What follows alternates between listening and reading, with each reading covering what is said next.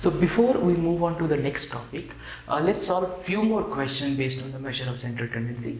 So under measure of central tendency, we have studied mean, median, mode, geometric mean and harmonic mean. Along with that, we have also studied combined mean, weighted mean, and then if it is a corrected mean, how do we solve? All these things we have to solve.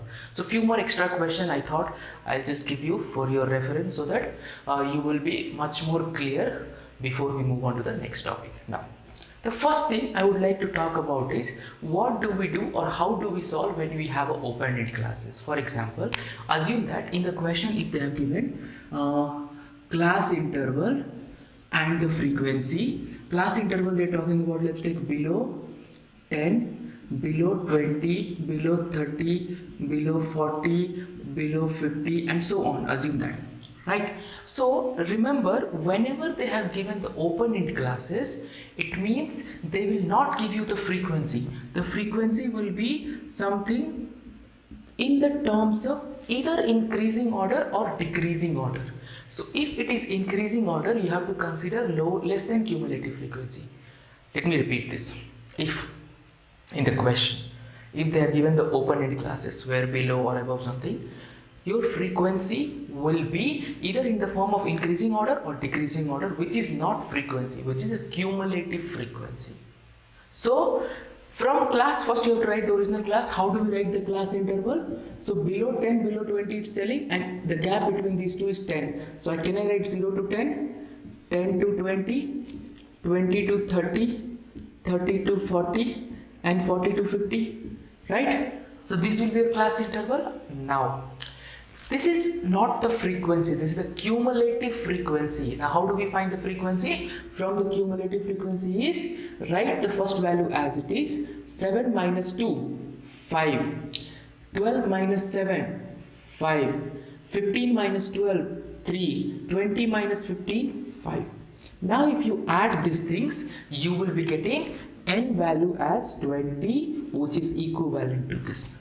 So the intention why I'm telling this kind of problem is that whenever they have given the open-end classes, please make sure that whatever the frequency they will give, it won't be the normal frequency, it will be the cumulative frequency. Okay, now once you got the class interval and frequency, then you know the normal procedure. If they're asking mean, median, mode, whatever they're asking, you know the procedure, right? So only these things I wanted to explain. Now similarly, sometimes what happened, you would have seen class interval they have given and the frequency they have given. So let's take above 10, above 20, above 30, above 40, above 50 and so on they have given. Now in this kind of frequency, it will be, let's take 20, 16, 12, 8, 4, something like that they have given. So it is in decreasing order. This is again not a frequency. So first you have to find out the class interval and frequency and then you have to solve further. So how do we find the class interval? Very simple. Above 10, which means 10, starting from 10 and going up to 20, 20 to 30, 30 to 40, 40 to 50 and 50 to 60. And then your frequency will be, here it was increasing order, so you started from the beginning. I told you, right? Less than cumulative frequency and more than cumulative frequency. But here it's in decreasing order, so you start from the bottom. First value as it is 4, 8 minus 4, 4, 12 minus 8, 4, 16 minus 12, 4 and 20 minus 12, 4. It's a 4, so it's fine. So n is equal to 20, this and this will be same. So the basic idea is whenever they have given the open-end classes, you will first have to find out the class interval as well as the frequency and then you have to proceed further whatever they have asked. Even in the further coming methods when they were talking about the dispersion like variance, standard deviation, mean deviation, all these things, that time also you will have to convert this. First thing. Second thing, sometimes even they might give you the class interval of inclusive type, like for example 0 to 9, 10 to 19, 20 to 29, 30 to 39, 40 to 49.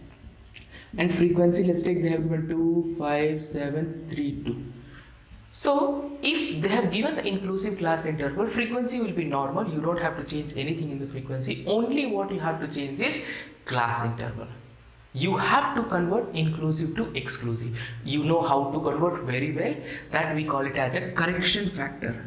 What does correction factor means? It's a succeeding class, that is a second class lower limit minus first class upper limit divided by 2.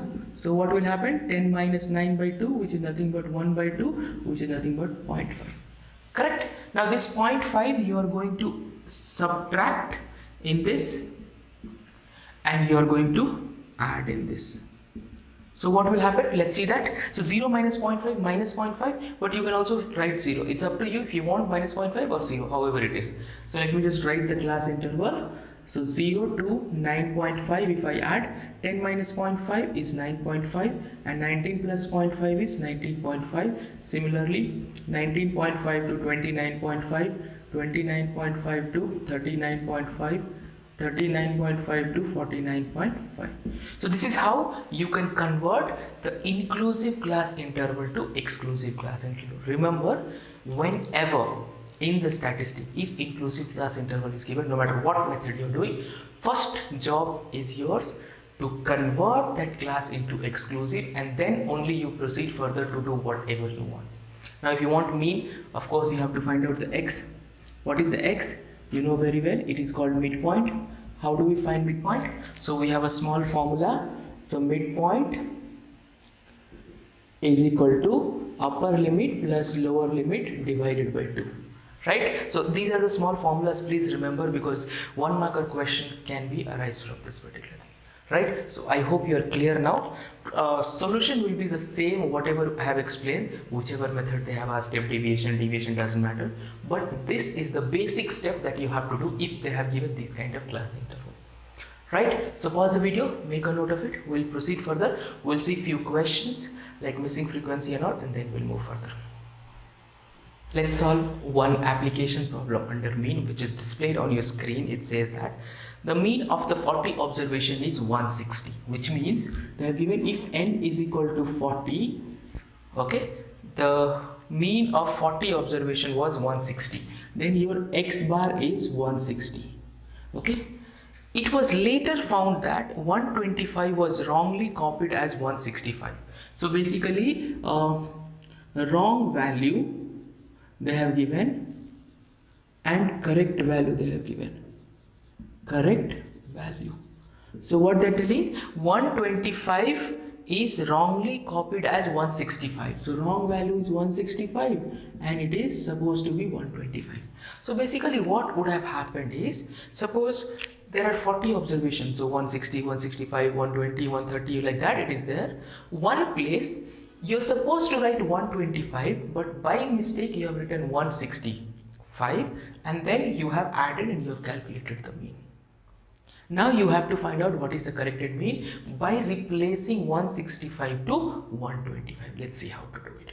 So first thing what we are going to do is, we know that x bar is equal to summation fx by n or summation x by n. Let's not write fx because we don't know whether it is group data or group data. So summation x by n.